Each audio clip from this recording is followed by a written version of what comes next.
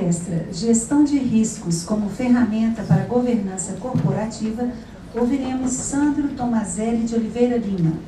O palestrante é coordenador da Metodologia de Gestão de Riscos e supervisor da Seção de Segurança da Informação da Coordenadoria de Apoio à Governança de Tecnologia da Informação do Tribunal Superior do Trabalho. Membro do Comitê de Governança das Corporações da Associação Brasileira de Normas Técnicas. Membro do Comitê de Gestão de Riscos da ABNT, fundador do Instituto Brasileiro de Governança, Riscos e Compliance.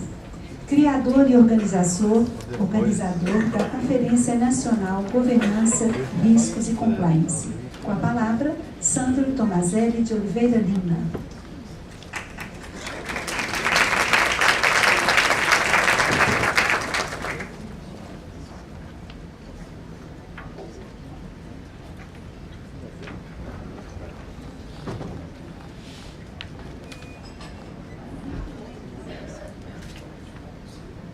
Pessoal, muito bom dia. Não posso deixar de agradecer a presidência aqui do TRT pelo convite, que aceito com muita honra. É um prazer trocar informações e experiências aqui com os senhores e senhoras presentes. Agradecer ao Dr. Paulo Sérgio, Igor, Sheila, do apoio. Agradecer aí o conhecimento também dividido pelo Dr. Adriano, obrigado, muito importante. Pessoal da Sequoia aqui, pessoal da área de saúde. Estou sempre aprendendo, essa é uma grande vantagem desse tipo de ação aqui que vocês tiveram. Um seminário bacana, importantíssimo aí. Para mim, isso tem primordialmente um grande efeito colateral, né? Estou vendo aqui, dividindo um pouco de conhecimento, dois grandes efeitos colaterais. Primeiro, aprendo sempre. Risco psicossocial brilhante, não conhecia ainda, e olha que eu trabalho com risco já há algum tempo. Assim, com essa profundidade, com essa facilidade aí, achei muito interessante. Mais um aí para a nossa caixinha de conhecimento, muito legal. E o segundo é que esses seminários servem para mim, principalmente, não sei como é que os senhores interpretam aí, mas é uma revitalização. Né? A gente sofre no dia a dia, a gente está lutando para trabalhar, cada vez, como já foi repetido aqui diversas vezes, com mais restrições, e elas vêm para ficar. Quem está achando que elas vão subir, acho que está enganado. E isso é bom, daqui a pouco na gestão de risco, a gente aborda isso aí. Tem um lado bom, né? E serve como recarga das baterias, porque a gente vê que tem mais gente lutando como a gente para melhorar e o serviço prestar. Né, o serviço que a gente entrega para a sociedade. Então, sempre que me chamar e eu puder vir, estarei aqui com o maior prazer e é de fato uma grande honra. Obrigado. Pessoal, gestão de risco como ferramenta para governança. Já falaram tudo de governança, já falaram tudo de gestão de risco, o que eu vou falar agora? Né? Já foi brilhantemente abordado aí, vou tentar agregar um pouquinho. Olha lá, ó. Esse rapaz que está ali, ó, ele não está ali à toa. Ele não viu essa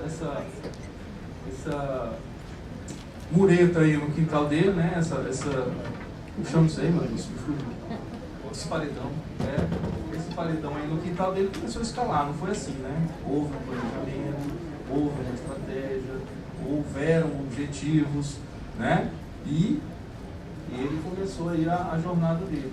E nada diferente que ele fez para chegar nesse ponto, porque nós estamos falando aqui, ó, gestão de riscos e governança corporativa.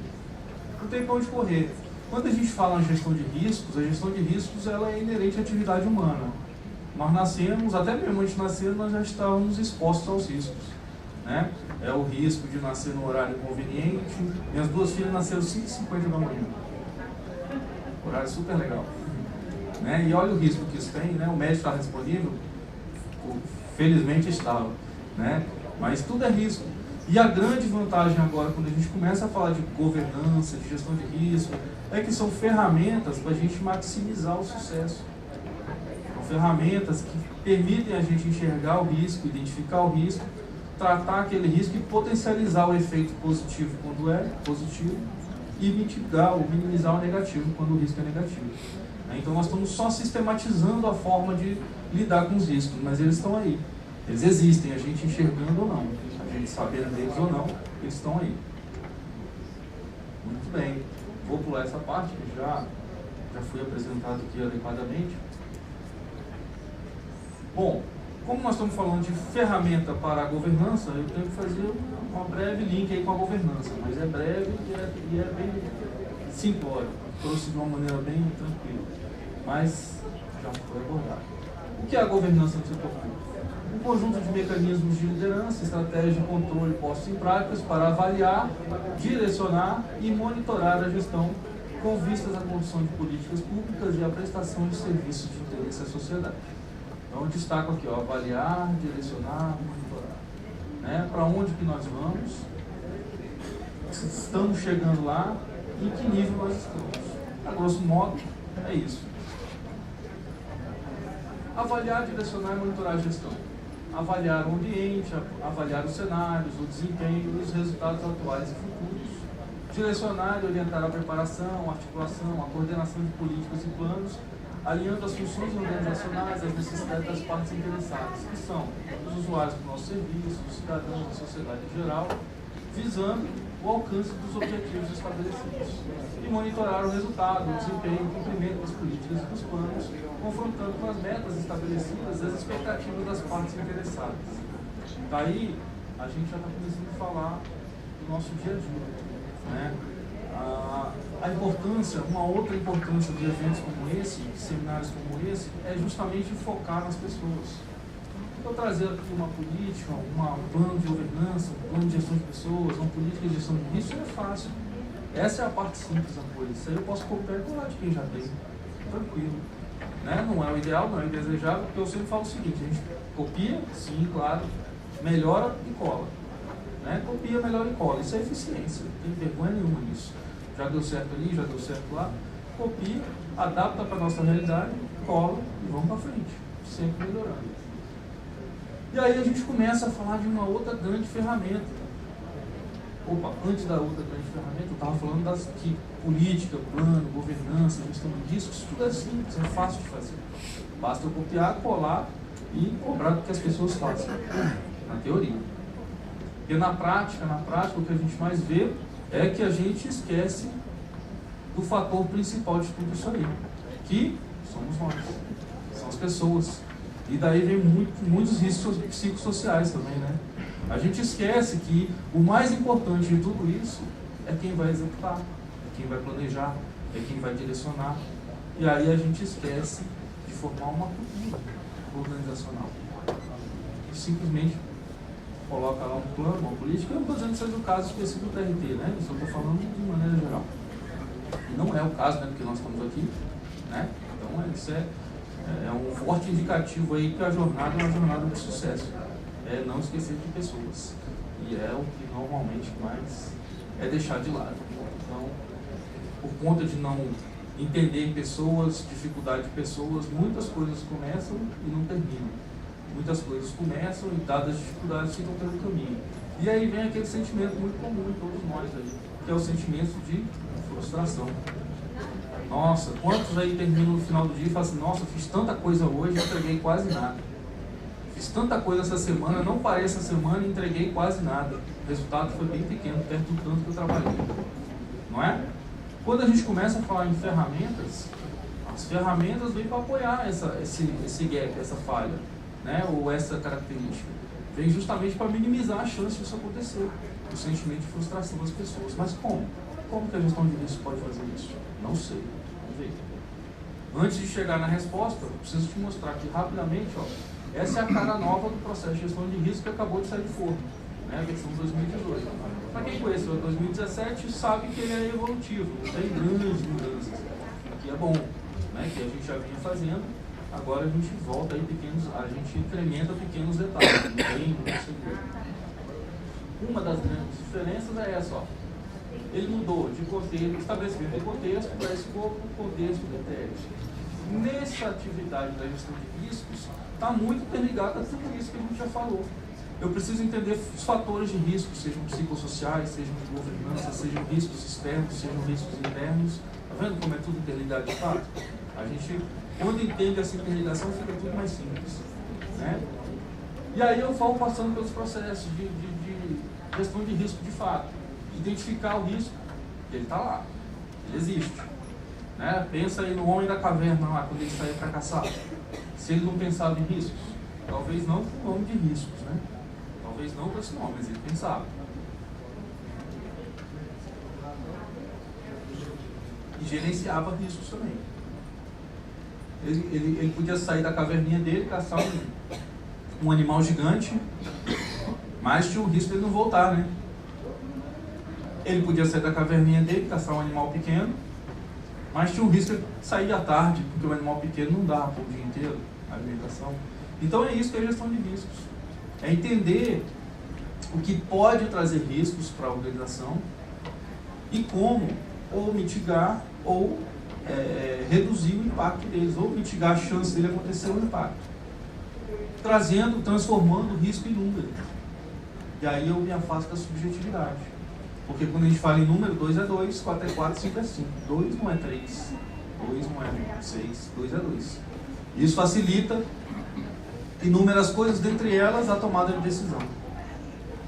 Eu tenho a possibilidade de tomar uma decisão muito mais assertiva quando eu começo a falar em números. E números que foram trazidos por uma metodologia. E uma metodologia que é aplicada na organização inteira. Então eu começo a conseguir comparar riscos de TI, por exemplo, com riscos da área administrativa, com riscos de saúde. Num cenário em que as restrições são fato, né? Restrição não é mais risco, restrição de gente, restrição de dinheiro, orçamento, finança, não é mais risco, é fato, deixou de ser risco. Eu estava semana passada num treinamento em Curitiba, de gestão de risco, e o risco que mais apareceu, falta de pessoal, falta de pessoal, falta de pessoal. Eu falei, para aí. Falta de pessoal não é risco, pode tirar isso daí. Falta de pessoal é uma restrição, pode ser até uma premissa, acabou, você vai conviver com isso. Acabou. E não adianta esperar o leite derramado. E tem um lado bom. O lado bom é que a gente agora precisa inovar, a gente precisa sair das caixinhas. A gente precisa trazer novas soluções para problemas antigos. Tem que entregar mais sempre, tem que entregar melhor sempre, tem que entregar com menos custo sempre. Como fazer isso? Não sei. Uma ferramenta que te apoia certamente nisso é a gestão de riscos. Certamente ela pode te apoiar nessas decisões. Né? E falo isso por experiência, já tenho algum tempo aí com gestão de riscos rodando na praça com gestão de riscos. Bom, esse é então o processo. Depois que a gente entende onde nós estamos inseridos, o contexto daquilo que eu vou fazer, a gestão de riscos, do processo de trabalho, do projeto ou da estratégia, a gente identifica, analisa, avalia, faz um plano de tratamento desses riscos, continua aqui monitorando e analisando criticamente, consultando as partes interessadas, comunicando as partes interessadas e registrando tudo aquilo e relatando. Caminho para a transparência, não é? Está vendo como está tudo interligado? Quando eu falo comunicação e consulta, registro e relato, não é transparência isso? Só tem outro nome, mas é transparência, está tudo interligado. Pessoal, vocês conhecem esse rapaz aí? Walt Disney? Não é esse não, né? Esse aqui é do filme Pequeno Príncipe, né? Duas coisas aqui, né?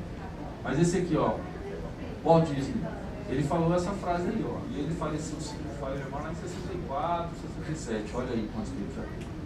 Ele disse isso aqui, eu sonho, eu testo os meus sonhos contra as minhas crenças, atrevo-me a assumir riscos e eu executo a minha visão de tornar esses sonhos realidades. Trazendo isso para o lado organizacional, corporativo, o que é isso aqui, pessoal? Não é a tal da estratégia? Não é o tal do planejamento estratégico? Não é isso? O planejamento estratégico não é entender onde nós estamos, onde nós queremos chegar? Não é saber onde eu estou enquanto organização e onde nós vamos chegar? Onde nós pretendemos chegar? E no meio do caminho, a gente não avalia as nossas crenças, os nossos valores, não é? E nos gerencia os riscos agora? E aí eu executo a minha visão de transformar isso em realidade. Não é isso o planejamento estratégico? Não é? Aí olha aqui o de vocês, que bacana. Trouxe para cá algumas partes dele. Muito interessante. Quando a gente falou de cultura, de pessoas, isso daqui, dentro do planejamento estratégico, dentro da instituição, é a primeira coisa que tenta moldar, que tenta mostrar qual é a cultura da organização. para a gente entender. Para deixar isso bem claro, quando eu trabalhei na Brasil Telecom, acho que foi em 2000, já começa a falhar a memória, né, nessa altura da vida, acho que foi em 2000, cada bancada de trabalho, eram baias, cada baia tinha um calendário. A primeira página do calendário estava escrita essa frase que eu utilizo bem grande, e em todas as outras, em todos os meses do ano, estava menorzinho em cima. Estava assim, ó, missão da Brasil Telecom: aumentar o lucro dos acionistas. É feio, né? É feio. Mas você já entrou sabendo onde você estava. Você já entrou sabendo que se a sua missão, o seu propósito, a sua visão fosse caridade, ali não era teu lugar. Então ela já comunicou. Aqui, para mim, são esse tipo de pessoas. Eu não estou fazendo julgamento, tá? No fundo, não era bem aquilo não. Aquilo era bem exagerado. A empresa naquela época era ótima para os empregados dela. Mas ali estava uma visão da empresa. Ó, nós estamos aqui para fornecer, para dar lucro, para aumentar o lucro dos sócios. A gente não está aqui para doar, a gente não está aqui para se divertir, o nosso objetivo é esse. E aí nós temos os nossos objetivos organizacionais. Nós temos as nossas metas, os nossos indicadores. Mas será que a gente comunica direito? Será que todo mundo sabe quais são? Né? Não vou perguntar, é retórica. Só estou colocando. Quando a gente não tem objetivo, a gente tem um grande risco. O grande risco é que quando não tem um objetivo organizacional claramente definido, cada um de nós cria o seu próprio objetivo. E supondo que todos nós queremos um objetivo bacana, bonito, lícito, legítimo, no melhor dos casos, cada um vai remar para um lado. Todo mundo com boas intenções, todo mundo tentando produzir o máximo, todo mundo tentando produzir o melhor. Mas se os objetivos institucionais não são bem comunicados, não são bem entendidos, vai cada um para um lado. E aí vem o sentimento de frustração, e aí vem aquela crítica que é comum a gente escutar: pô, você não faz nada. Já ouviram aí? Pô, sua sessão não trabalha. Né? Ou às vezes a gente mesmo fala: pô, vocês não fazem nada. E não é verdade. Está todo mundo atolado. Talvez existam exceções, mas eu acho que não é aqui o nosso caso. Né? Está todo mundo atolado, está todo mundo cheio de serviço, está todo mundo com um sentimento de frustração. E trabalhando bastante. Então, quando a gente junta missão, visão, valores, ó, é bem isso aqui. Eu vou testar meus valores para executar minha missão, os meus objetivos. De maneira simplista. A gestão de riscos, pessoal, deixa eu ver se eu já entrei nela aqui, eu já mexi tanto nesse passador. Bom, sim, comparando então os três, ó, falando de governança, gestão de risco e estratégia. A gestão de risco, ela atua em tudo isso. E ela está tão presente que para o ano que vem já tem uma dica. Aquela sigla que a maioria de nós já conhece, GRC, Governança, Risco, Conformidade ou Compliance, vai mudar para Gerenciamento Integrado de Riscos. Porque no fundo, por trás de tudo, a principal ferramenta é a gestão de riscos. Não que isso seja bom, que seja ruim. Né? É bom que a gente vai ter uma ferramenta mais forte. No final, é igual. Nós vamos ter que fazer governança, nós vamos ter que fazer estratégia, nós vamos ter que fazer risco, nós vamos ter que fazer conformidade. Então veja, quando lá, é isso aí. Quando lá na governança a gente fala em avaliar, olha que interessante aqui, ó. Monitoramento e análise crítica. Não faz parte de avaliar? Quando a gente fala em direcionar e orientar a preparação, a articulação, a coordenação de políticas e planos, eu estou preparando um ambiente. E quando eu falo de contexto na gestão de risco, é justamente isso. Aqui eu estou usando o exemplo da ISO, mas se você pegar o COSO lá que o pessoal da auditoria conhece bem, né, tem lá um ambiente de controle. É bem isso, é bem nesse sentido. Então está tudo interligado. Quando eu falo aqui em governança e monitorar resultado, desempenho, está aqui, ó. Registro, relato, monitoramento e análise crítica. Então está tudo interligado no fundo. Tudo risco e gestão de risco. Quando eu falo de gestão de risco em cima de estratégia, eu posso fazer algumas perguntas. O COSO 2, que foi aprovado em 2017, por exemplo, ele tem um sobrenome agora. O sobrenome dele é Integrando com a Estratégia de Desempenho. Gestão de riscos corporativos, integrando com a estratégia de desempenho. Está casado. Está cada vez mais casado. Então veja, Quais são os riscos que vão impedir o TRT de atingir essa missão, essa visão e, por consequência, os objetivos? Quais são? Quais são os principais? Eles podem mudar a estratégia do órgão. Né? Então, quais são os riscos que vêm do atingimento desses objetivos? Se eu tenho um objetivo muito rígido, se eu tenho um objetivo muito amplo, um inatingível, pode trazer estresse? Pode trazer sentimento de frustração?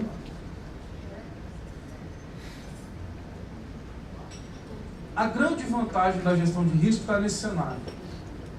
Esse cenário aqui é o seguinte: nós temos um problema, nós começamos a analisar, a pensar nesse problema e pensamos e chegamos a uma solução. Essa é a abordagem clássica que nós fazemos: problema, analisamos problema, solução. E aí a gente vai. Quando você começa a andar para resolver aquele problema, o que vão aparecendo no caminho? Outros problemas. Outros problemas, mais e mais problemas, e aí a gente vive fazendo o quê? Apagando incêndio. E da gente apagar tanto incêndio, a gente termina o dia com sentimento de frustração, de novo. Porque eu fiz tanta coisa para chegar nessa solução, mas eu ainda não cheguei nela. E aí é onde entra a gestão de risco agora. Falei tanto nela para chegar aqui. Aqui, ó. Então a gente pensou no problema, analisou o problema, pensando na solução. E no caminho é isso daqui, ó. É um computador que pegou fogo, é uma pedra que está rolando ladeira abaixo, é o problema que caiu nas minhas costas, é uma tomada de decisão que eu não tenho elementos suficientes para decidir. Como é que a gente faz? A gestão de risco, ela junto do problema, junto de quando você visualiza a solução, você já pensa nos problemas em potencial que pode acontecer nesse caminho. Então eu já não vou mais ser atropelado, eu não vou tropeçar nesses problemas, eu já estou pensando neles. Beleza, eu tenho um problema, eu analisei e cheguei a essa solução, mas quais são os riscos para essa solução? Então eu já começo a pensar neles. E mais, não só isso, além de pensar nos riscos, eu já estou pensando em formas de evitar esses riscos, diminuir a chance dele acontecer. E caso ele aconteça, como diminuir o estrago, o impacto. Essa é a vantagem da gestão de riscos. A gente parte já com a solução e com os problemas que podem acontecer. E quando chega lá, eu sei o que fazer. Né? Está aqui o segredo. E se a gente souber fazer a gestão de risco simplificada, uma governança simplificada, uma estratégia simplificada, mas não pobre, simples de executar, é isso que eu quero dizer, tanto maior é a chance de sucesso. Já dei alguns treinamentos para gestão de risco aí, que algumas pessoas já fizeram comigo. A gente faz no papel, faz gestão de risco real, de um caso real, em papel. Óbvio que no dia a dia a gente não vai fazer, mas a ideia é mostrar que dá para fazer, é simples de fazer, dá trabalho, dá, mas é simples de fazer e tem um benefício enorme no final da coisa. Só o fato de você evitar esse monte de problema para chegar na solução, você já ganha um tempo. Só o fato de você ter propriedade na tomada de decisão é um subsídio a mais para tomar decisão. Já é outro grande vantagem de usar a ferramenta. E no final das contas, que eu não gosto de dizer, mas hoje eu vou dizer, que é o seguinte: não é para isso que a gente faz nada disso, questão de risco e governança. A gente faz para que a coisa aconteça. A gente faz para aumentar a chance de sucesso. Mas se a gente não conseguir por qualquer motivo, no pior dos casos eu não consegui resolver, mas eu estou resguardado. Quando vem o pessoal do controle interno e fala assim: oh, cadê o seu problema, o seu processo de trabalho? Está aqui. Não, mas por que você tomou essa decisão e não aquela?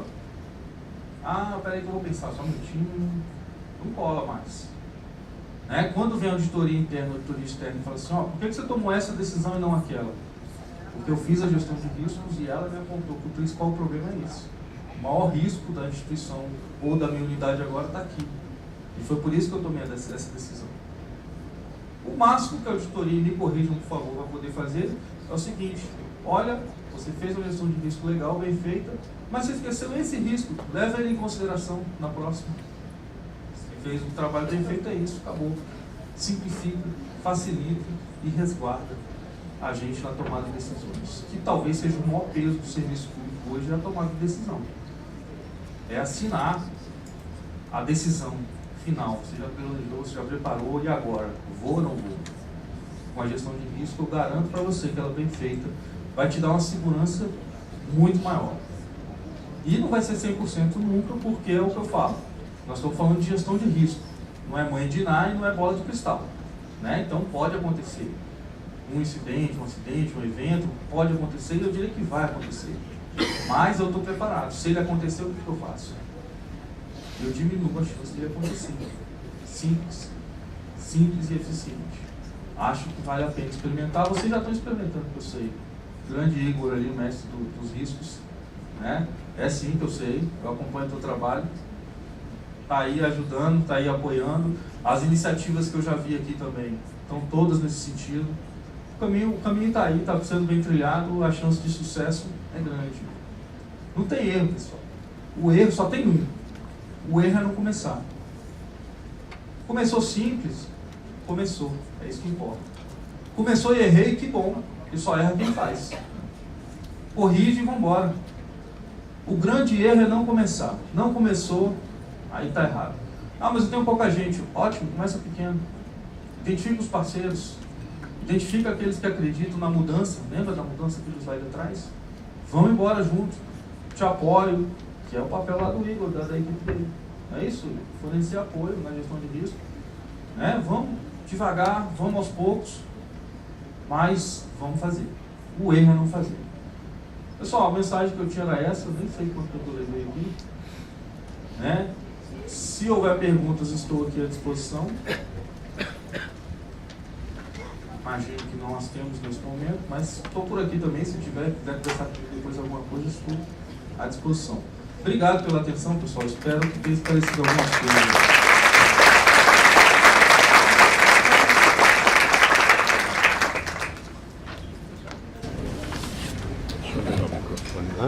Queria agradecer ao senhor pela disposição dele e enfatizar o que você falou, né, que hoje o nosso principal temor está na tomada de decisão. Hoje a gente vive no direito administrativo do meio, a verdade é essa. E a gestão de riscos, é importante deixar claro que ela vem para ajudar, como você falou. Então, gestores que quiserem fazer aí, nosso papel aqui é ser facilitador do processo, né, e me coloco à disposição também. O comitê ele define as áreas que vou fazer, mas sempre aceitando sugestões, né, de quem quiser ser voluntário de participar desse processo, que eu acho que é muito importante. Parabéns pelo trabalho aí.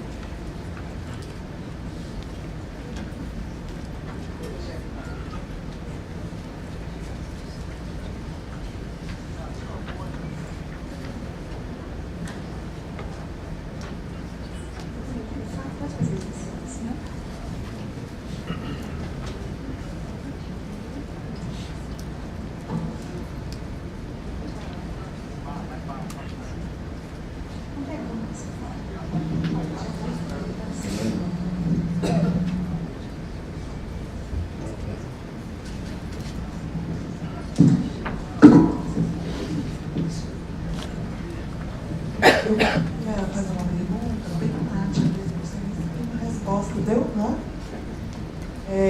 Não sei se tem uma resposta pronta, mas o que a gente vê no dia a dia é que a gente está naquela imagem ali, né, do sai correndo com o computador lá no fogo, incêndio, como quebrar esses riscos de acontecimentos que são eventuais, pode ser que não ocorrer.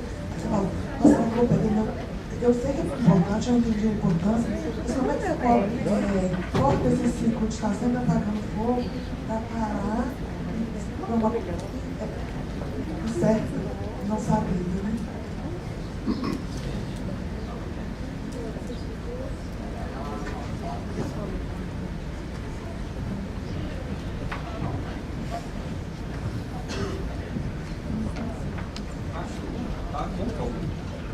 Acho que a primeira coisa a ser feita é quebrar a inércia.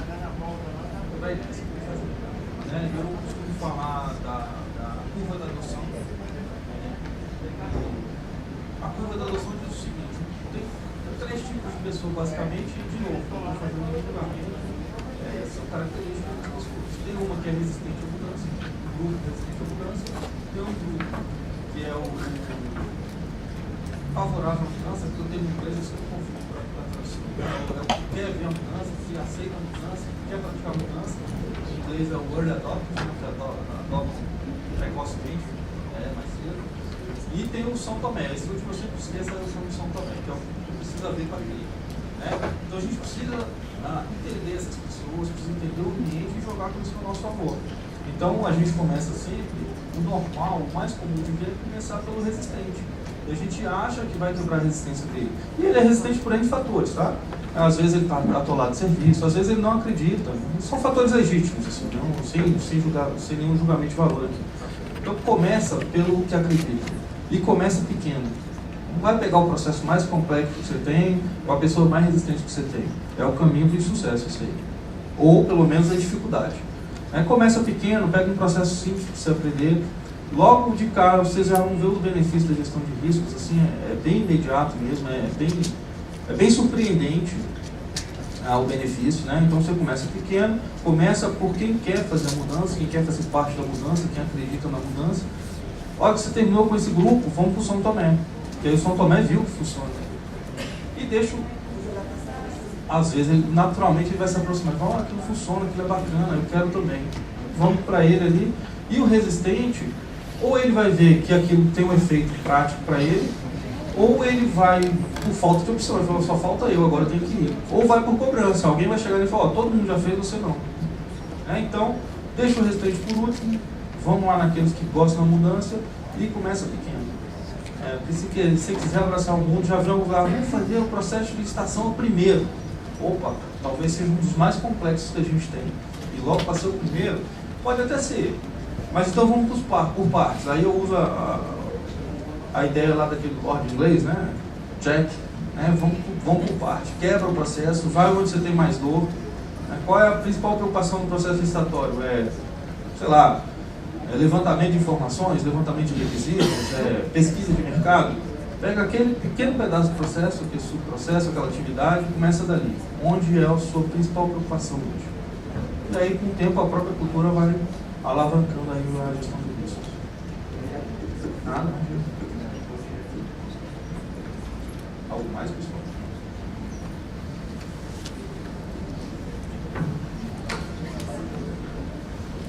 Não? Obrigado, então, pessoal. Obrigado pela atenção.